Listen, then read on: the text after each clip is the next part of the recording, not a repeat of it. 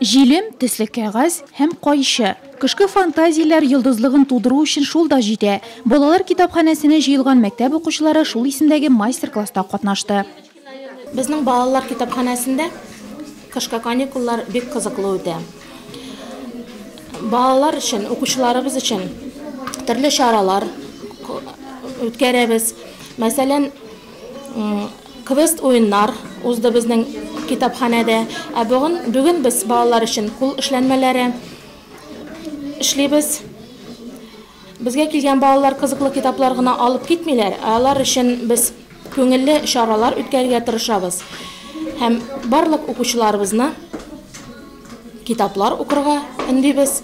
Элегрәк китапханә мәгълүмати функцияны гына башкарса, хәзер аңа китап укучыларның буш вакытын оештыруда йөкләнә. Китап укудан тыш биредә төрле чаралар уздыру эш планына кертелгән. Бүгенге мастер-класс каникуллар программасын байыту максатыннан. Минем бүген менә шундый курчак килеп чыкты. Бу курчак белән мин иптәш кызым белән уйный алам, чыршыга да элеп куя алам. Ул миңа бик ошады һәм ул бик матур. Тауда шул кунакка йөрү, төрле чараларда катнашу, җәйгесен исәпкә алмаганда бу каникуллар иң кызыклысы дип әйтергә була.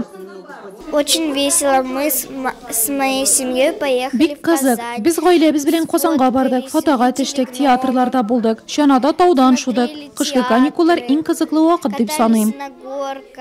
Мне очень нравятся зимние каникулы. Миңа кышкы каникуллар ошый. Бу иптәшләрең белән ял итү, авылга кайту, таудан шу, паркларда ял итү өчен бер дигән чор. Покататься на горке в центре. Яшел сары күлмәкләр кигән курчаклар әзер. Яңа кул эшләнмәсе ясарга өйрәтүдән тыш бүгенге мастер-класс балаларны яңа уенчыклы итте. Шат елмайган курчаклар Раштуа бәйрәмендә дә, иске яңа елда да бәйрәм рухы бүләк итеп торачак.